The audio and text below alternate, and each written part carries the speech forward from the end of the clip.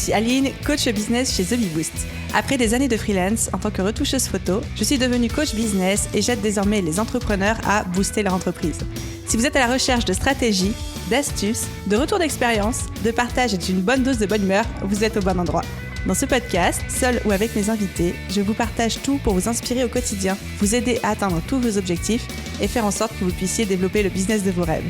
Alors, installez-vous confortablement et c'est parti pour l'épisode du jour. Hello tout le monde et bienvenue sur l'épisode 126 du podcast Je peux pas, j'ai business. Et aujourd'hui, on va parler d'un sujet qui, je sais... En fait, j'ai l'impression à chaque fois de faire la même intro, etc. Bref, dans tous les cas, vous le savez, vous en avez conscience. Les sujets que j'aborde dans ce podcast sont les sujets que j'observe soit dans mon propre business, dans mon propre état d'esprit, ou même autour de moi, chez mes clients, auprès de ma communauté, etc.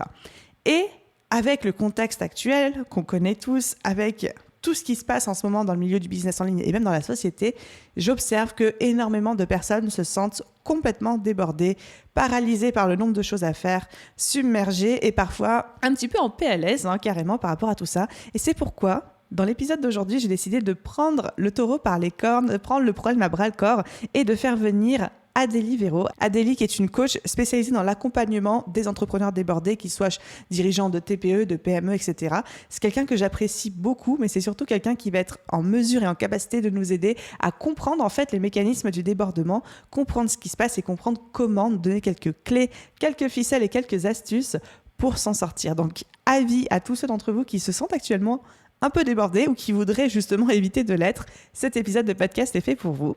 Et sans plus de transition, je vous laisse écouter mon échange avec Adélie. Bonne écoute!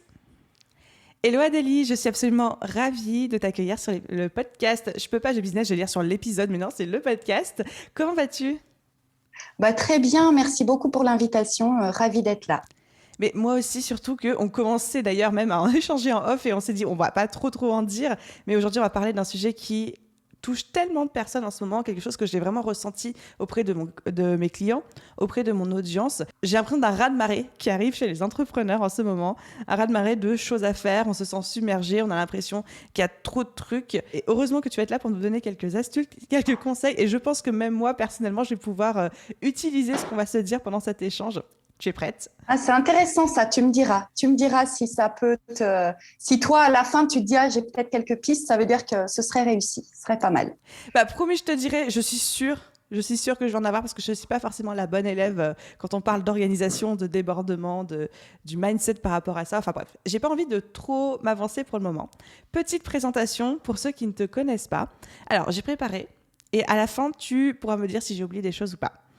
Donc, oui, Adélie, ma chère Adélie, tu es aujourd'hui coach pour dirigeants de TPE et PME et tout spécialement des dirigeants qui se sentent débordés. Et tu es également maman de 2 enfants. Je pense que c'est utile de le préciser parce qu'il y a énormément de mamans qui nous écoutent, mais surtout que tu as aussi ta vie perso à gérer à côté. À la base, tu as une formation dans la recherche médicale avec un doctorat que tu as lâché pour te lancer dans l'entrepreneuriat. Tu as fait plein d'expériences dans l'entrepreneuriat, dans des domaines différents, du style hôtellerie, agroalimentaire, gestion de projet, etc. Et après un passage comme salarié et comme chef de projet digital en agence de com, tu es aujourd'hui coach certifié depuis 2018.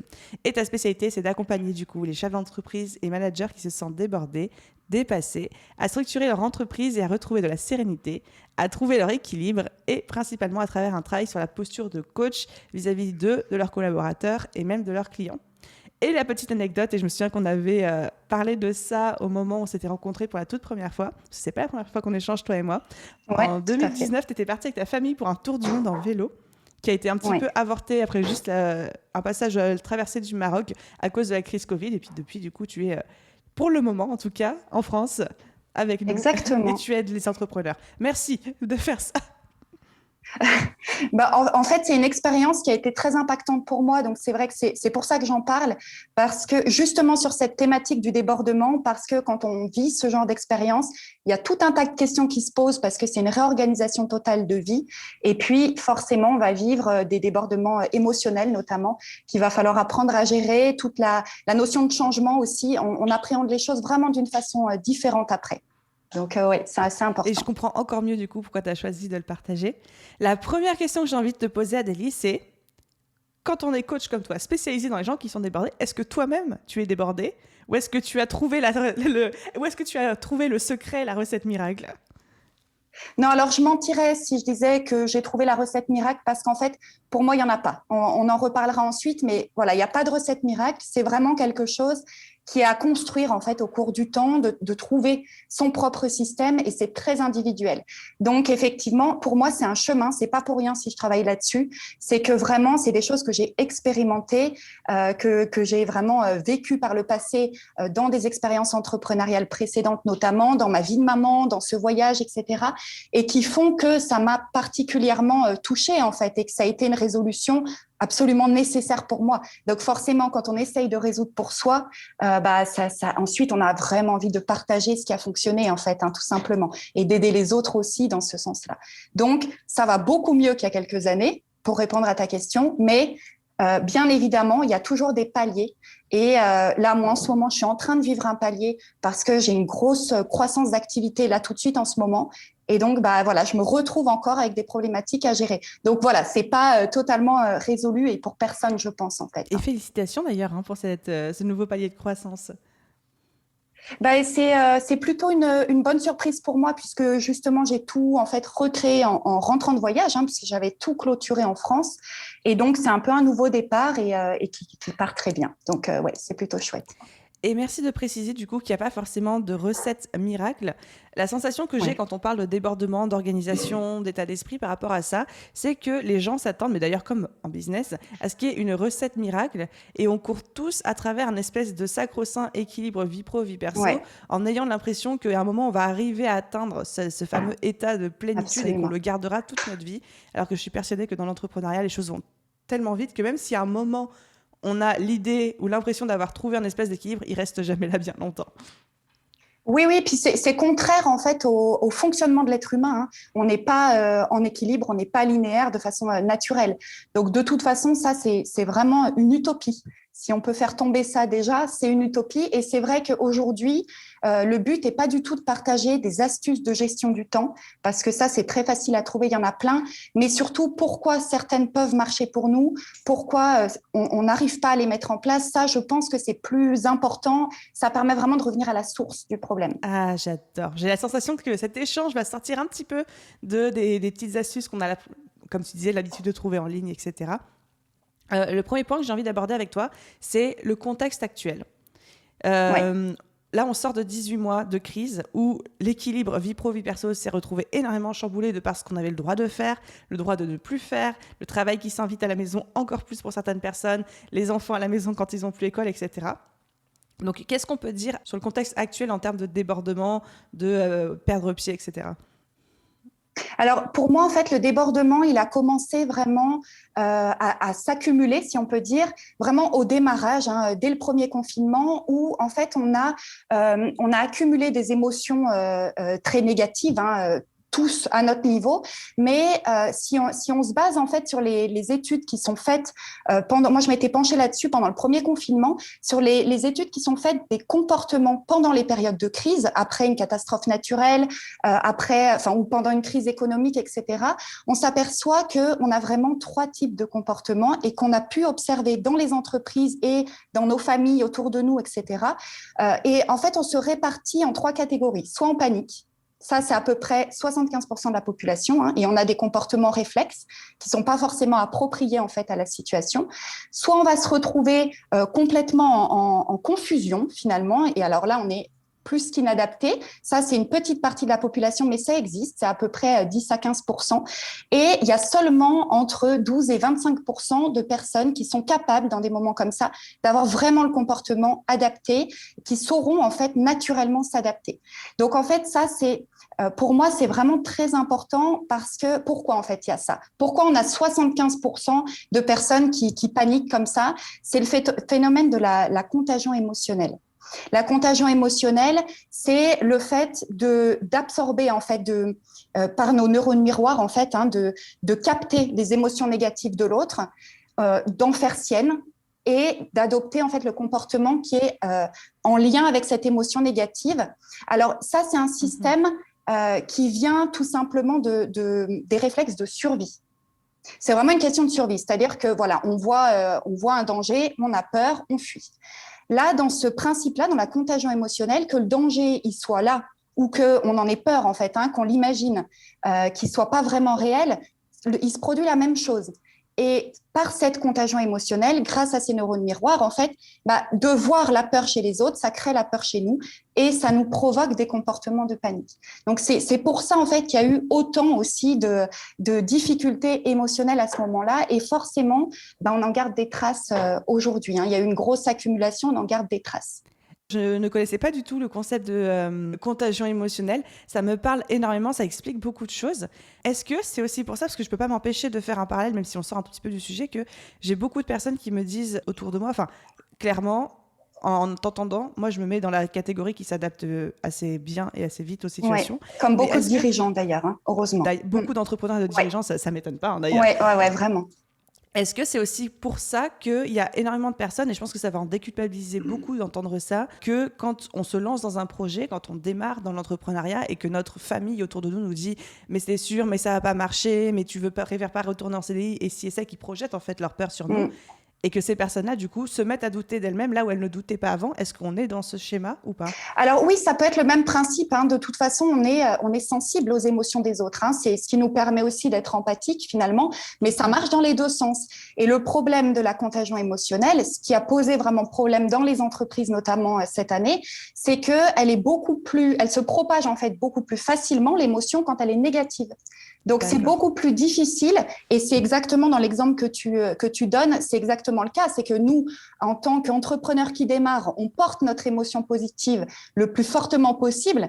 Mais si autour de nous, il y a énormément de négatifs, c'est très difficile d'aller faire changer l'autre, en fait.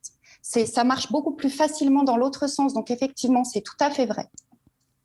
Et dernière question, parce que ça me fascine ce sujet-là, est-ce qu'il est possible, quand on a analysé qu'on est dans les 75% de personnes qui sont, j'ai pas envie de dire victimes, mais qui pâtissent en fait de cette contagion émotionnelle, est-ce qu'on peut se retrouver dans les 12 à 25%? Alors oui, c'est une super question. En fait, oui, effectivement, c'est transitoire. C'est-à-dire qu'on va passer d'un stade à l'autre et c'est très important pour un dirigeant justement de savoir comment on fait, puis même pour soi, pour passer ou faire passer quelqu'un d'un stade à l'autre, c'est hyper important. Pour ceux qui sont en fait en panique, le rôle du dirigeant, ça va être de rassurer. C'est vraiment ça qui va faire, en fait, tenir compte de ce qui inquiète la personne. Ça paraît basique, mais si on le fait pas, si on zappe ça, la personne qui est inquiète, par exemple, sur les gestes barrières en entreprise, si on la rassure pas là-dessus, on n'aura accès à rien derrière. Elle va rester dans la panique. Alors que si on la met en sécurité, elle va pouvoir développer des comportements beaucoup plus adaptés. Ça, c'est hyper important. En face d'une personne qui est en confusion, il va falloir avoir un minimum d'empathie et bien se dire que justement, c'est transitoire. Donc voilà. Et puis, qu'est-ce qu'on fait, parce que ça, c'est quand même important, qu'est-ce qu'on fait des personnes comme toi, justement, qui ont un comportement adapté?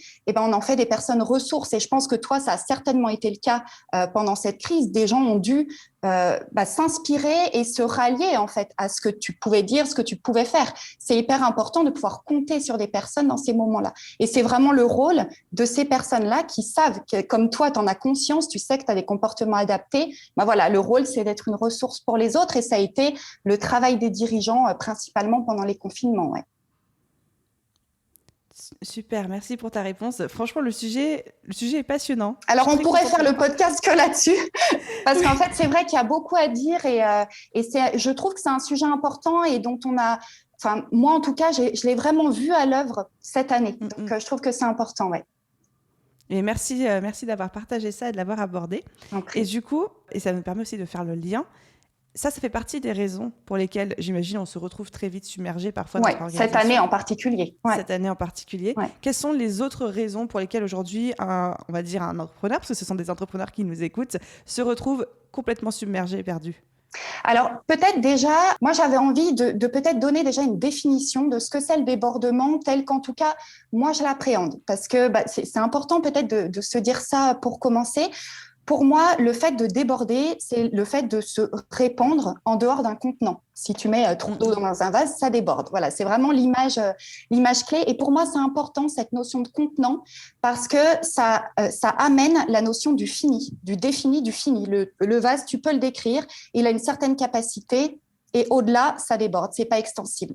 Donc ça, voilà, c'est vraiment cette notion d'échappement du contenant. Ça, c'est le débordement. Dans cette définition, tu l'entends, il n'y a pas du tout de question de nature. Quelle est la nature du débordement? C'est là où c'est vraiment propre à chacun et c'est pour ça qu'il n'y a pas de solution universelle et que c'est vraiment à chacun d'aller trouver pourquoi de son contenant ça déborde et qu'est-ce qui fait qui c'est qui met trop d'eau, comment je fais pour qu'il y ait trop en fait. Donc voilà, c'est vraiment ça, je pense que c'est la première chose à préciser. Dans cette définition, d'ailleurs, tu peux entendre aussi ce que je voulais dire qui me semble important par rapport au débordement, c'est que comme on parle d'échappement, si tu mets trop d'eau dans un vase, ça déborde et tu sais pas trop jusqu'où l'eau va tomber. Là, c'est exactement pareil. Tu vas éclabousser en fait d'autres sphères de vie ou d'autres personnes sans vraiment t'en rendre compte. Et très souvent, le déséquilibre en fait que tu vas créer ailleurs, c'est ça qui va être peut-être la demande d'ailleurs d'aide. Quand tu vois que ça déborde et que tu peux plus gérer, c'est parce que, oui, tu as trop de travail, mais en fait, tu es en conflit avec ta femme ou tu es en colère contre tes enfants ou tout un tas d'autres choses. Mais ça éclabousse une autre sphère de vie en général. D'accord. Et donc, nous, on associe, on va dire pour nous, le symptôme de ce débordement et de se sentir submergé, ce sont ces fameux déséquilibres qui se sont créés, soit sur d'autres sphères de notre vie, soit avec d'autres personnes, etc.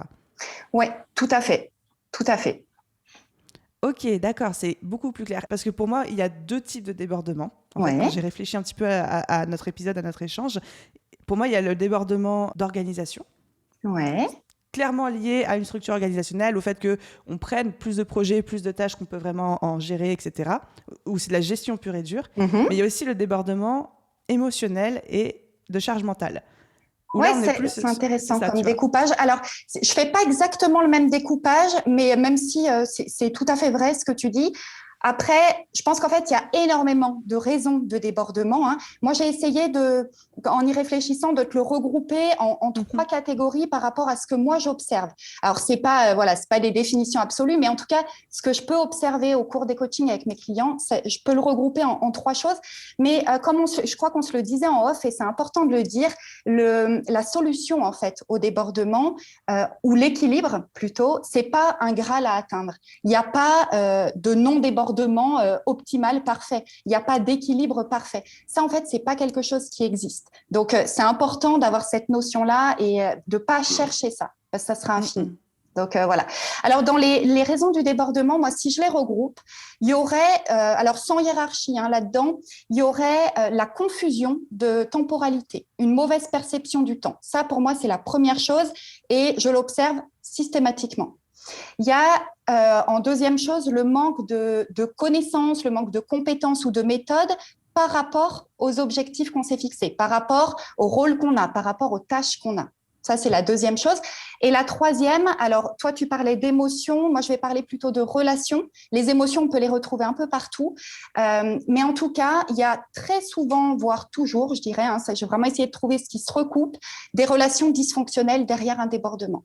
Que ce soit avec soi, d'ailleurs, ça commence par soi, les relations dysfonctionnelles, ou avec les autres. Donc voilà, je ne sais pas si tu veux qu'on rentre plus dans le détail de tout ça, mais c'est les trois catégories. C'est très clair. Et juste, je sais que c'est un problème qu'on me fait remonter beaucoup. Dans quelle catégorie tu mets quand on a tellement de choses à faire en tête? Et là, je pense tout spécialement à mes élèves qui sont actuellement dans mon programme, qui ont une to-do list énorme en tête, qui se sentent débordés, mais du coup, qui se retrouvent paralysés parce qu'il y a tellement de choses à faire que, on est découragé avant même d'avoir commencé à faire le premier pas. Et deux, on ne sait pas par quoi commencer. Ok, ça c'est créé en fait par le sentiment que tu devrais avoir fait toute cette liste de tâches, que c'est nécessaire que tout soit fait. Et alors ça va un peu dans les deux premières catégories, confusion de temporalité et le manque de connaissances et de méthodes par rapport à l'objectif fixé. C'est que l'objectif fixé, il est d'ailleurs probablement pas tout à fait défini et fixé. Probablement, il doit être probablement flou. C'est-à-dire, il faut que j'ai appliqué la formation d'Aline, par exemple, dans mon business. Ça, c'est juste trop gros par rapport à la temporalité consciente. Il n'y a pas, en fait, de lien entre les deux. En général, on va fixer des objectifs qui sont pour un temps, en fait, très, très important. Et sauf que quand on travaille, en fait, on se retrouve dans la semaine, dans la journée. On n'est pas dans l'année. Donc, finalement, ce décalage-là, il crée un inconfort qui est très important, une peur, et la peur, ça paralyse, tout simplement. Donc voilà, c'est ce gap-là à la fois en confusion des temps et à la fois, dans ce que tu dis, par manque d'organisation et de précision de l'objectif dans la bonne temporalité. Pour moi, c'est ça. Et donc là, pour creuser un tout petit peu plus ce cas-là, parce que je sais encore une fois que ça va parler à beaucoup de monde, si je me mets en mode solution, une approche qui pourrait se mettre en place, ce serait de se dire, OK, quel serait mon objectif du coup dans les 3 prochains jours, dans les 3 prochaines semaines, dans les 3 prochains mois, par rapport au sujet abordé ou par rapport à X, Y, Z? Alors, pour parler vraiment tu me parles des personnes qui suivent ta formation. Donc, en général, c'est des entreprises qui débutent, hein, c'est des freelances qui débutent, si je ne dis pas de bêtises. Donc, très souvent, moi, ce que je vois en fait chez les freelances que j'accompagne, c'est des personnes qui vont passer beaucoup de temps dans le futur, dans leur vision. Et ça, ça crée en fait un immense décalage avec le présent parce que justement, il y a ce qu'on doit être, ce qu'on doit faire, ce qu'on devrait être capable de réaliser. Et puis, il y a en fait le présent. Au présent, en fait, je ne sais pas comment faire, je ne sais pas par quelle boule prendre, je ne sais pas quelles ressources activer, quelle méthode employer, etc. Donc, c'est vraiment cette distorsion entre les deux qui fait que ça ne matche absolument pas. Donc, l'idée, c'est vraiment d'aller, si tu es déjà dans les solutions, d'aller faire coïncider les deux. Pour moi, en fait, la méthode, c'est vraiment de pouvoir représenter le temps, de pouvoir schématiser et être capable de comprendre qu'est-ce que ça signifie pour moi une semaine de travail, qu'est-ce qu'il y a dans une semaine de travail pour moi, qu'est-ce qu'aujourd'hui je suis vraiment capable de faire. C'est pas demain, dans un an, je serai et j'aurai et je ferai. En fait, ça, aujourd'hui, qu'est-ce que tu es capable de faire? Et pour ça, la méthode très simple, pour être vraiment dans du concret, tu prends ton agenda en fin de semaine et tu le complètes. Qu'est-ce que concrètement tu as fait de toute la semaine? Ça, vraiment, une fois que l'agenda est précis, là, on peut regarder, on peut analyser qu'est-ce qui a été fait, pas fait par rapport à ce que j'avais prévu. Qu'est-ce que j'apprends quand je remplis, en fait, très souvent, surtout quand on débute, une tâche, elle me prend beaucoup plus de temps qu'une autre, que prévu. Donc voilà, on tire des apprentissages et il n'y a que quand on se met en face de cette réalité, ça demande un petit peu de courage, d'admettre que, en fait, on ne sait faire que ça ou on n'est que ça encore pour le moment. Ça demande du courage, mais par contre, c'est très efficace pour pouvoir se créer une perception du temps qui est beaucoup plus juste et sortir en fait des biais qu'on peut avoir naturellement, parce que naturellement, on n'a pas du tout la bonne perception du temps. Donc voilà, donc pour répondre à ta question, est-ce qu'il faut fixer des objectifs à 3 mois, Oui. En fait, si on fixe des objectifs sur une année, c'est bien de se donner un cap, de dire, voilà, j'ai envie d'atteindre, j'en sais rien moi, un certain niveau de chiffre d'affaires, par exemple, un certain nombre de clients. Mais il va vraiment falloir faire redescendre les objectifs dans la réalité du moment. Et effectivement, moi, ce que j'aime bien, c'est l'échelle des 3 mois, du mois et de la semaine. Parce que ça reste dans des choses assez concrètes qu'on est capable de visualiser et sur lesquelles on peut avoir un recul. Donc, cette petite rétrospective, elle est à faire en fin de semaine, en fin de mois, en fin de trimestre. Et c'est ce qui permet de recaler les choses pour la période suivante et d'avancer période par période. Ça permet aussi de laisser le temps de pouvoir en fait évoluer, d'intégrer des évolutions dans la prochaine période. Sinon, c'est défini. Or, ce n'est pas le cas. Trop bien. Merci d'avoir accepté de passer en mode solution et d'avoir suivi mon flow et mes questions. On essaye.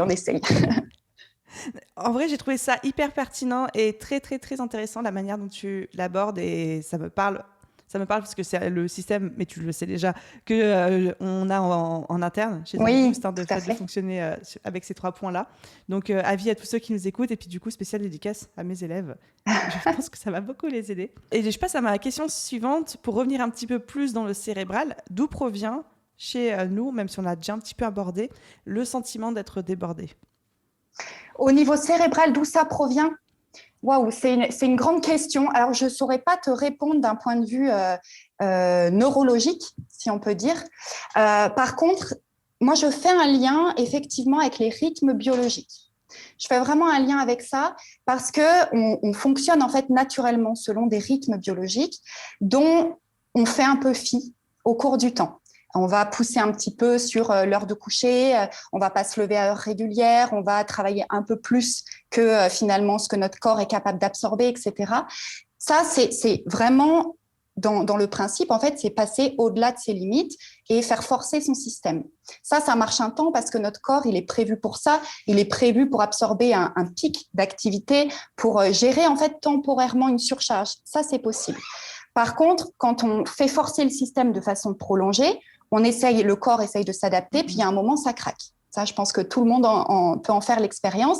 Mais en général, en fait, le système met du temps à craquer finalement. L'adaptation se fait au cours du temps, ça met du temps à craquer, mais quand ça craque vraiment. Et là, après, c'est très difficile de réenclencher un système correct. Et finalement, si on part de ce principe-là, se caler sur les rythmes biologiques, en tout cas prendre ce modèle-là, qui est un modèle naturel, qui ne nous demande pas d'effort, parce qu'en fait, on a des cycles jour-nuit naturellement, on respire je ne sais combien de fois par jour, on a un pic de cortisol qui revient, qui a une courbe définie pendant la journée, etc. Tout ça, c'est des choses qui fonctionnent de façon hyper naturelle, donc sans effort pour nous. Si on prend ce même modèle et qu'on l'applique à l'entreprise, eh ben, ça crée ce système justement où on va créer des routines, des séquences, où on va répéter une même séquence de choses pendant une durée définie. Et ça, notre organisme, il est prévu pour ça. Ça, on est capable de le faire et de façon assez facile. Par contre, il y a quand même un par contre, cette mécanique biologique qui marche très, très bien naturellement, elle marche avec une synchronisation, avec des resets qui sont nécessaires. C'est vraiment le principe de la nuit pour se reposer, le principe du repos hebdomadaire qui remet un petit peu les compteurs à zéro et le principe des vacances. Et si on ne fait pas ces resets, on peut essayer d'instaurer en fait des rythmes comme ça cycliques, ça ne marchera pas. Ça ne marchera pas. Il y a un moment donné où ça ne tiendra pas. Et je le dis pour l'avoir expérimenté, travailler 7 jours sur 7, OK, on est capable, on peut faire 1 saison, 2 saisons, on tient selon nos résistances physiques, mais il y a un moment donné où ça ne passe plus. Ça, c'est clair. Et on peut le payer des années plus tard. Et du coup, on est en train de nous diriger tout doucement vers les petites astuces que tu nous as préparées par rapport à ça. Donc, du coup, quelles sont les 4 astuces que tu pourrais nous partager pour sortir justement de ce cercle vicieux du débordement? Et on a commencé, je crois, à aborder oui, on a commencé. 4e. En fait, on a un petit peu mélangé les causes et les astuces. Mais concrètement, je pense que la première chose, c'est vraiment de changer sa perception au temps. Ça, c'est vraiment pour moi hyper important.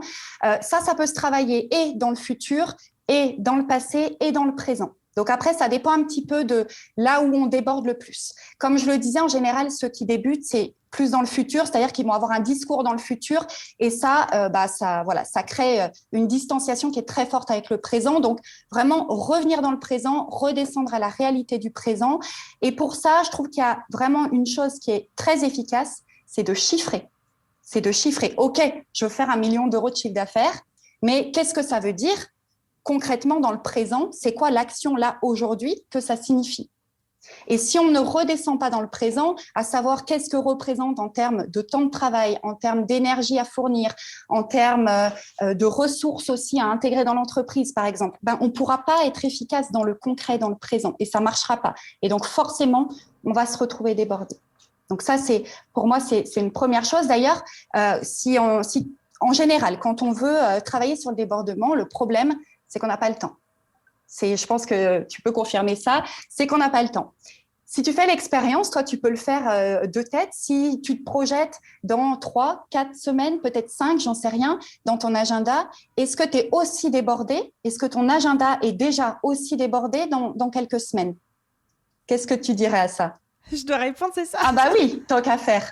Que ce soit utile. Alors, effectivement, non, il ne l'est pas. Voilà. Donc, si je te dis, dans 4, 5, 6 semaines, tu peux commencer à travailler sur ton débordement parce que là, tu peux réorganiser ta semaine différemment, réorganiser tes objectifs différemment.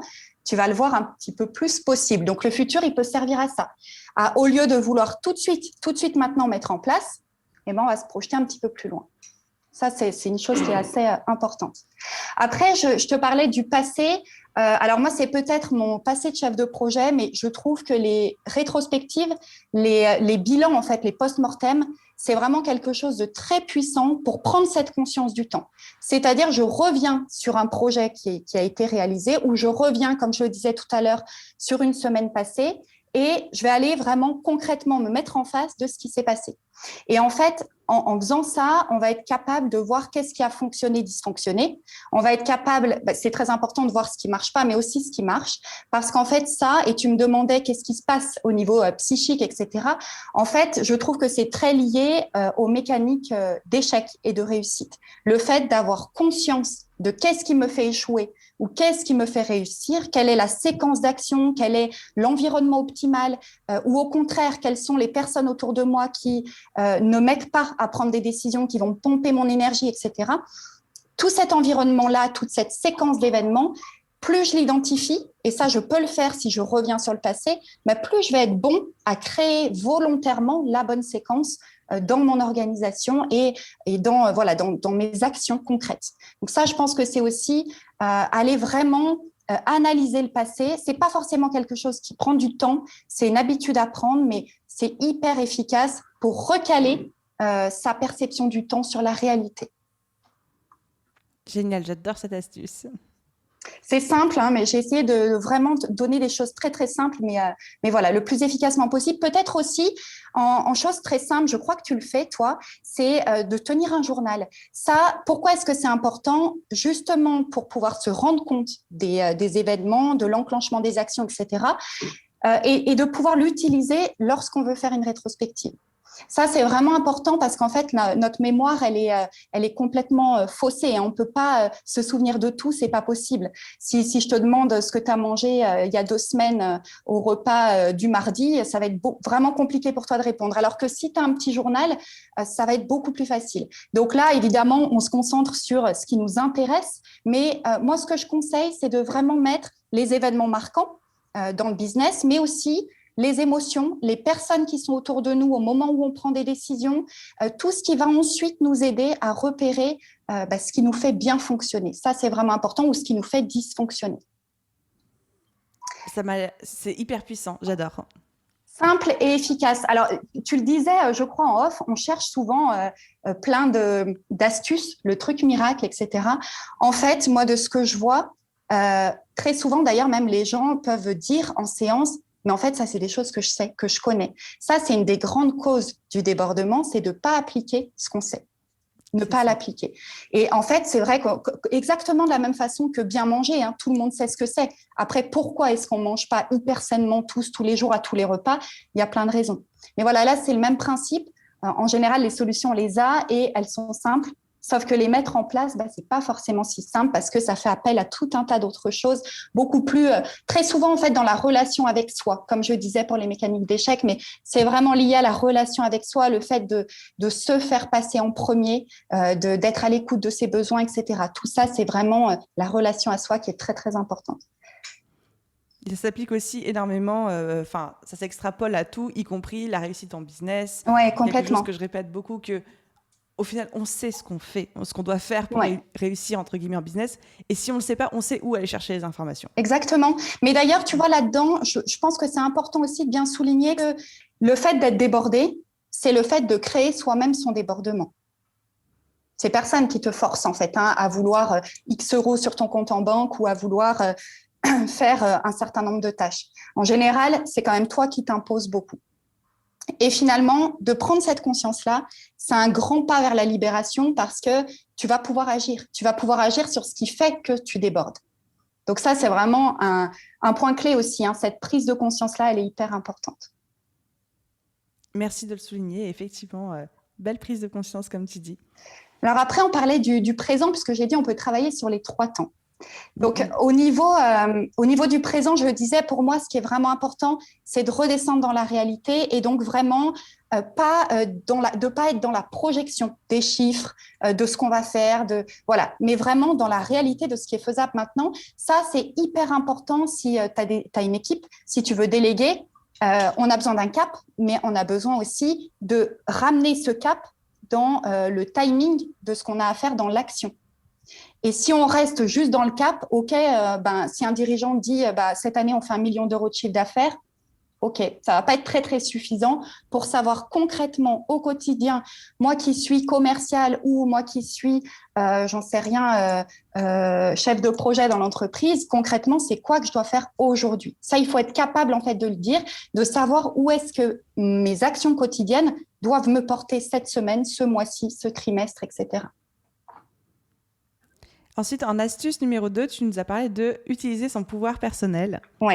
Alors, on a commencé à en parler, mais pour moi, c'est une notion qui me tient beaucoup à cœur parce que je trouve que ça va un petit peu à l'encontre de la société finalement aujourd'hui où on est poussé dans une direction et ça crée de gros débordements parce que la réussite est définie d'une certaine façon qui fait qu'on va courir après une définition qui n'est pas la nôtre.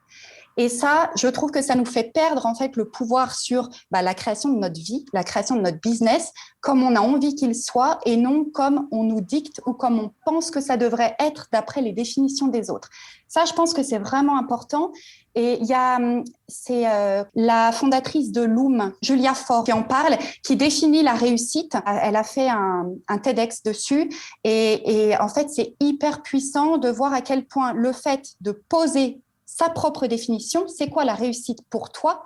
Par exemple, nous, on a toutes les deux une entreprise, on n'a pas la même définition de ce que c'est l'entreprise, de ce que c'est le chiffre d'affaires idéal, de ce que c'est le salaire idéal, de ce que c'est l'accompagnement client idéal. On le définit selon qui on est, on le définit selon ce qu'on veut atteindre, la vie qu'on veut à côté, selon notre équilibre personnel. Et c'est cette définition-là qui fait que, on va pouvoir aller faire coïncider ce qu'on fait avec ce qu'on veut être et ce qu'on veut faire et non pas ce qui appartient à quelqu'un d'autre. Je ne sais pas si je suis claire parce que c'est une notion vraiment importante. Dis-moi si c'est clair ou pas. C'est extrêmement clair et du coup, ce que tu appelles le pouvoir personnel, c'est notre vision de la réussite et le fait de ne pas se laisser imbiber des visions des autres. Alors, c'est oser en fait, oser penser qu'on a le pouvoir. Oser se dire, oui, en fait, la réussite, je peux la définir. Oser définir ces mots-clés. Oser tout simplement affirmer qui on est. Parce que quand on définit quelque chose, si toi, tu définis ta vision de l'entreprise, tu t'affiches comme une entrepreneur qui est comme ci, qui est comme ça. Ça, en fait, c'est pas facile. C'est pas facile, ça demande de se dévoiler, ça demande du courage, etc. Mais c'est un très grand pouvoir, et c'est pour ça que je parle de pouvoir, c'est un très grand pouvoir de tri. Ça va trier les gens autour de toi, ça va trier forcément tes actions, parce qu'une fois que tu as défini ce que tu es et où tu veux aller, tu vas y aller. En fait, automatiquement, le cerveau, il est programmé comme ça. Donc, ça a un grand pouvoir de te faire aller, de te faire gagner du temps et de te faire trier avec qui tu vas le faire et donc de ne pas porter tout seul. C'est beaucoup, si tu regardes autour de toi et avec qui tu travailles, c'est beaucoup plus facile de suivre quelqu'un qui a défini clairement les choses que quelqu'un qui est dans le flou. Tu vas beaucoup plus facilement trouver des gens pour t'accompagner. Et pour constituer ton équipe, tu as dû le faire. Les gens ont dû avoir besoin de savoir où est-ce que tu veux aller, qu'est-ce que je vais devoir faire là-dedans. Si c'est pas clair, j'y vais pas. Donc en fait, ça, c'est un très grand pouvoir d'être suivi. C'est peut-être une forme de leadership, on pourrait dire ça comme ça. Super, merci. Et du coup, ça nous amène à ton astuce numéro 3, qui était d'adopter une vision minimaliste. Alors, qu'est-ce qu'une vision minimaliste? Alors moi, ça, je le retire parce que ça a été une nécessité pour moi, en fait, pour envisager de tout quitter en France, tout clôturer pour pouvoir partir, être capable, en fait, de tout couper. Ça demande beaucoup, je trouve, de minimalisme. Surtout quand on part comme ça. Moi, je suis partie à vélo et ça crée vraiment, en fait, une autre réflexion et ça pousse à aller vers l'essentiel vraiment pour soi. Et à se poser la question, pourquoi je suis présente, pour qui je suis présente, est-ce que c'est vraiment des choix? En fait, on est obligé de faire des tris. Et ça, pour moi, ça a été très, très, très impactant dans ma vie et je trouve que c'est quelque chose qui manque beaucoup quand on ne peut pas quitter le quotidien, quand on reste en fait dans cet enchaînement de choses, ce qui est le cas avec la société dans laquelle on vit, dans le monde du travail, c'est comme ça, en fait, tout s'enchaîne sans arrêt et c'est très difficile d'avoir un stop et on l'a eu un petit peu grâce au confinement et ça a créé justement des prises de conscience, de se poser la question de, en fait, je vois plus telle personne, mais en fait, ça me manque pas, d'oser aussi se dire ces choses-là. Ça, c'est des prises de conscience qui sont importantes et pour moi, au lieu de vouloir, on a vraiment une tendance, toi qui travailles sur les réseaux, je pense que tu le vois, mais on a une tendance à l'omniprésence, à devoir être partout, tout le temps, à devoir sans arrêt dire des choses, fournir du contenu, être avec des gens, être là pour les gens aussi. Et si tu prends les choses à l'inverse, moi, j'invite plutôt à se poser la question de avec qui c'est vraiment important que je sois là, auprès de qui ma présence, elle a vraiment un impact, elle est vraiment nécessaire. Tu peux le convertir en fait partout dans le business. Quelle est l'offre sur laquelle je vais être vraiment la plus performante pour mes clients. Ça peut être au niveau stratégique. C'est quoi vraiment la stratégie la plus simple et la plus efficace que je peux mettre en place, mais vraiment avoir cette notion-là à l'envers, en fait, et plutôt aller chercher qu'est-ce qui est vraiment nécessaire plutôt que d'essayer d'être partout. Ça, je pense que c'est important et tu peux le convertir dans les objectifs. Quand je demande à mes clients c'est quoi les objectifs pour le prochain mois, je peux avoir une liste longue comme le bras qu'il va falloir 1 an, 2 ans à réaliser. En fait, peut-être un exercice pratique, tu listes tous tes objectifs et puis tu les trilles jusqu'à en avoir plus que 3. Et un seul prioritaire. Rien que de faire cet exercice-là et d'aller voir, est-ce que c'est comme ça que ça se passe dans mon agenda? Est-ce que dans mon agenda, je passe du temps sur mon objectif prioritaire? Est-ce que mon temps, il est réparti dans mes 3 objectifs principaux? Souvent, c'est pas le cas. Et même pour des dirigeants de PME, souvent, c'est pas le cas. Le temps n'est pas affecté aux rôles les plus importants de l'entreprise parfois. Et du coup, ça nous emmène à l'astuce numéro 4, dont tu avais déjà commencé un petit peu à parler, qui est d'imiter les cycles biologiques.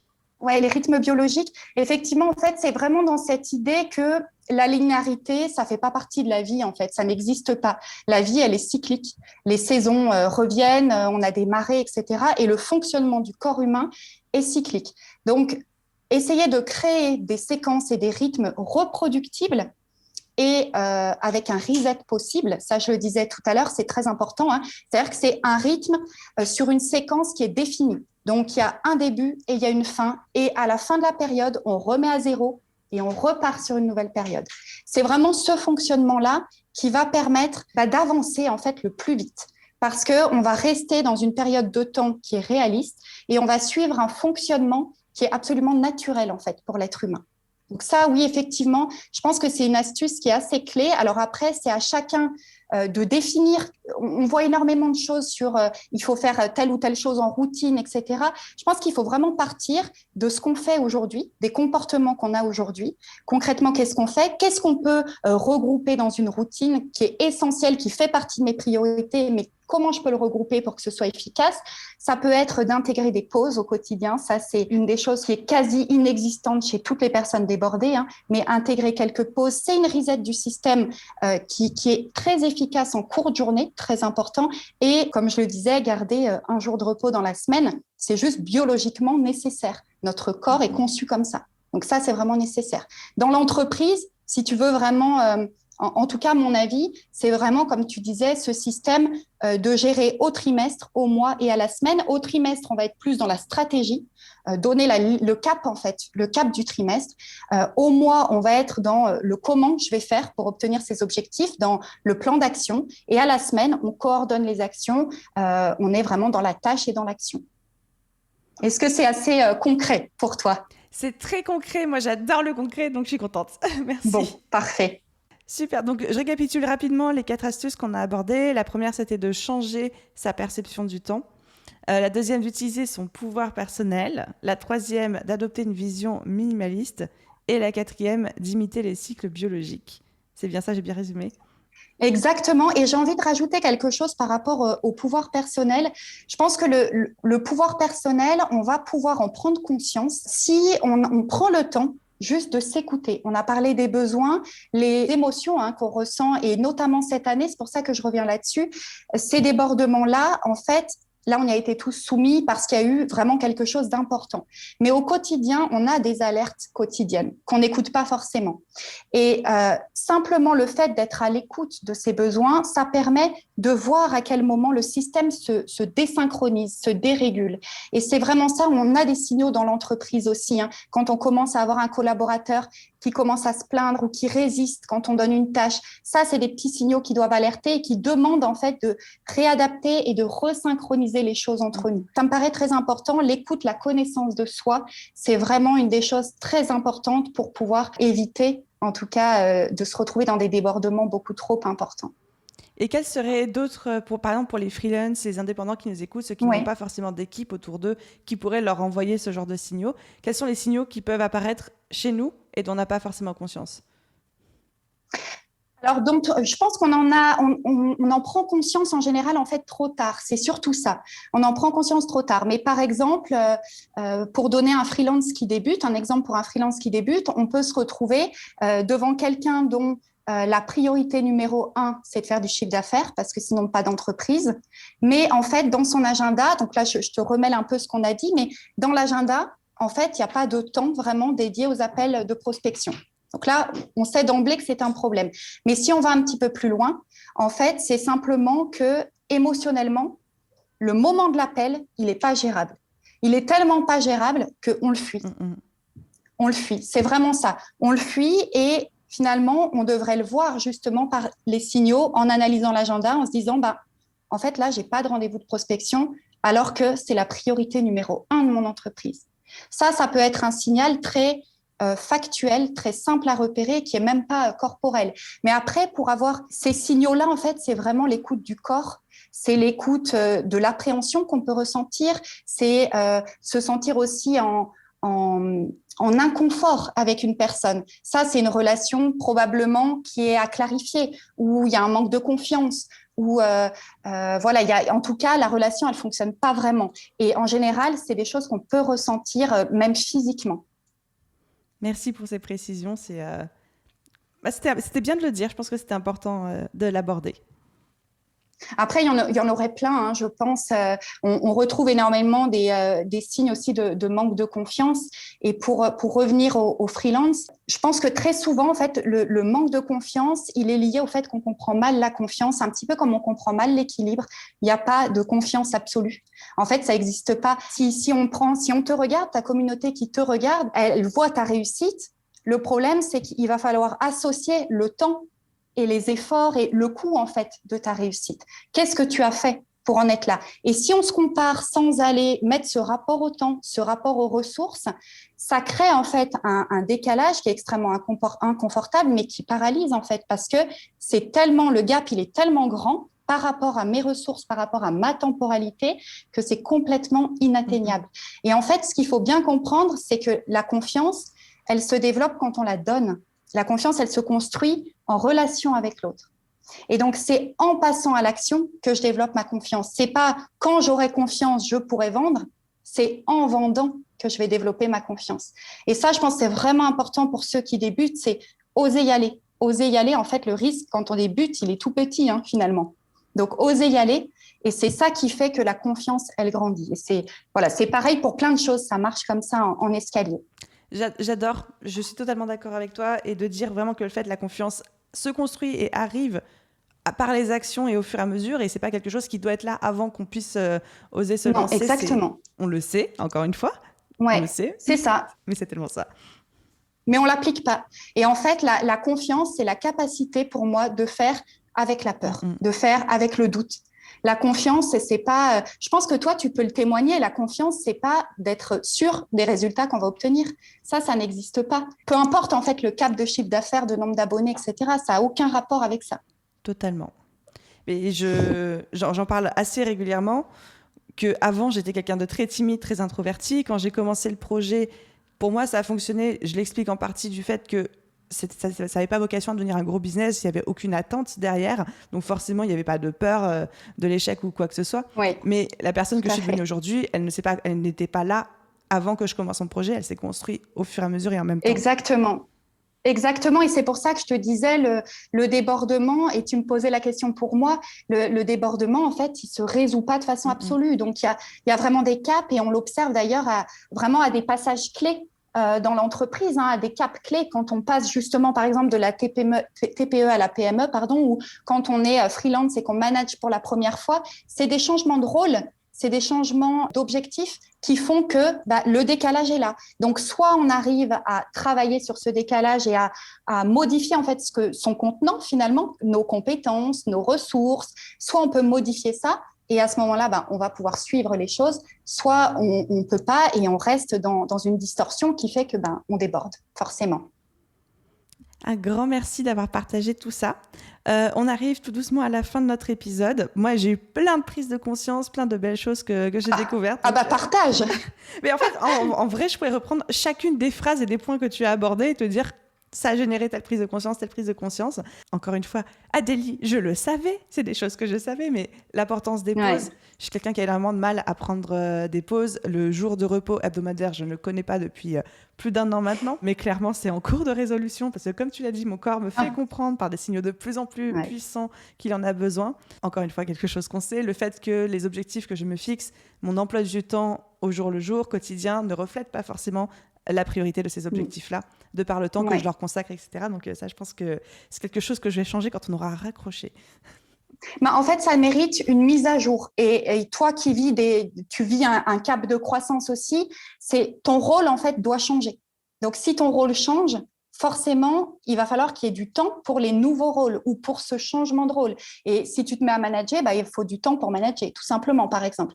Et en fait, ça nécessite vraiment un petit réajustement pour pouvoir refixer de nouveaux objectifs et justement ne pas prendre la charge, ne pas rester en fait dans une charge opérationnelle hyper intense qui fait que même ça peut déséquilibrer soit ta vie privée, soit mettre inconfortable les gens avec qui tu travailles parce que en fait ça va créer chez eux un sentiment de non-confiance ou un sentiment d'inutilité, où on retrouve souvent ça quand même dans les entreprises, et où en fait c'est le dirigeant il ose pas ou il sait pas parce qu'il a peur lui de perdre quelque chose.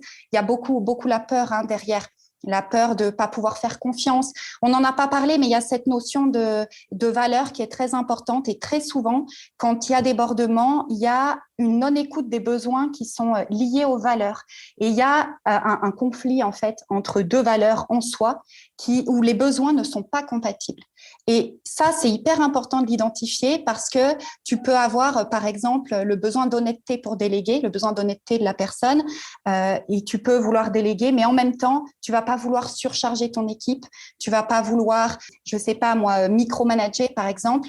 Et en fait, il y a vraiment un décalage qui va se faire et pour ton collaborateur et pour toi. Et en fait, tu n'obtiendras pas du tout les résultats voulus. Il faut vraiment identifier quand tu as des valeurs fortes et que tu sens un inconfort, c'est quoi le besoin qu'il y a derrière? Est-ce que j'ai un besoin de sécurité et il faut que mon collaborateur me reporte ces chiffres parce qu'en fait, c'est hyper important pour l'entreprise. Et comment je fais pour pas trahir mon besoin de faire confiance et de pas être derrière les gens? Ça, c'est vraiment une grosse problématique pour les dirigeants. Il faut arriver à distinguer quelles sont les valeurs, comment je vais les hiérarchiser, comment je vais répondre à ces besoins-là de façon la plus adaptée possible. Merci pour... Du coup, je t'ai coupé un peu dans tes prises de conscience. Non, mais tu en as généré des nouvelles, donc c'était parfait. Ah mince. Cet épisode de podcast avait une énorme valeur ajoutée. C'est aussi le coaching personnel d'Aline Bartoli. J'ai adoré. T'aurais dû me dire, on l'aurait abordé autrement. Coaching en live, ça aurait pu être sympa aussi. Je sais pas si j'aurais été confortable que ce soit enregistré et diffusé. Non, c'est sûr. Mais ça aurait été très drôle, ça c'est sûr. En tout cas, un immense merci pour tout ce que tu as partagé. Mais merci à toi surtout. Je trouve que encore une fois, tu as enchaîné pépite sur pépite et j'ose espérer que l'audience aura eu au moins autant de prise de conscience que moi parce que je sais qu'il y aura un avant et un après cet épisode de podcast. Est-ce que tu as envie de partager une toute dernière chose ou un mot de la fin avant qu'on coupe ? Un mot de la fin, c'est une bonne question. En fait, je trouve que c'est un sujet qui est tellement... tu peux tirer des fils dans tous les sens, en fait. Ça peut aller... c'est difficile, en fait, d'essayer de faire passer quelque chose de simple et de résumé comme ça en quelques dizaines de minutes. Mais moi, je pense que s'il y a un message clé à retenir, c'est vraiment que l'équilibre, c'est un chemin. C'est vraiment des choses qui se mettent en place par étapes et c'est très lié, pour moi en tout cas, alors tu vas me dire c'est peut-être de par mon métier, mais c'est très lié à la connaissance de soi et au pouvoir qu'on se donne, au respect en fait du pouvoir qu'on se donne. Ça, je pense que c'est très important et c'est ce qui va permettre d'assumer ce qui vraiment est bon pour nous parce qu'en fait on le sait et d'assumer de ne faire que ça, de n'être que ça. Ou d'être tout ça et de faire tout ça, parce que ça dépend des gens. On n'a pas du tout tous les mêmes envies non plus par rapport à la quantité de choses à faire, par rapport à qui on veut être. Et finalement, revenir à ça quand même et bien se connaître, je pense que c'est une des priorités pour ne pas être débordé. Adélie, un immense merci pour ton temps et pour ta générosité. Et où est-ce qu'on peut te retrouver pour les personnes qui voudraient te contacter ou juste te suivre ? Alors, me suivre, moi, je suis pas. Moi, j'ai besoin d'un petit coaching réseau par Aline. Non, je suis pas très présente parce que pour le moment, c'est pas le cas. Je suis plutôt très présente pour mes clients, mais je vais être un petit peu sur LinkedIn Et puis, il y a un site internet avec mon nom, mon prénom, tout simplement, où on peut prendre rendez-vous en ligne, par exemple. Voilà. Mais sur LinkedIn, c'est peut-être le plus simple. On mettra évidemment tous les liens dans la description de cet épisode de podcast. Avec plaisir. Merci beaucoup, Aline. Mais un immense merci à toi et puis à très vite. À bientôt. Et voilà les amis, j'espère que cet épisode de podcast vous a plu. À la fin de cet épisode, j'ai un petit peu récapitulé à Adélie les prises de conscience que j'ai eues, ce que j'avais retenu, donc je ne vais pas vous refaire un débrief ici. J'espère juste que, comme moi, vous avez entendu plein de choses, vous avez compris, assimilé plein d'autres petites choses et que cet épisode va vraiment vous aider, parce que ça me tient énormément à cœur, à vous sentir moins débordé dans votre quotidien et surtout à arriver à mieux vous organiser en fonction de vos envies, de vos besoins et de vos objectifs. Si cet épisode de podcast vous a plu, comme d'habitude, et que vous souhaitez encourager, aider le podcast à se faire connaître, aider des épisodes comme celui-ci à être dans toutes les oreilles des entrepreneurs et freelance débordés, tout ce que vous avez à faire, c'est laisser une petite note et un commentaire sur Apple Podcast ou sur votre plateforme d'écoute si elle vous le permet. Et d'avance, un immense merci à tous ceux qui prendront le temps de le faire. Je vous souhaite à vous tous une excellente journée, soirée, après-midi, nuit, où que vous soyez. Et je vous dis à très vite dans un prochain épisode. Bye.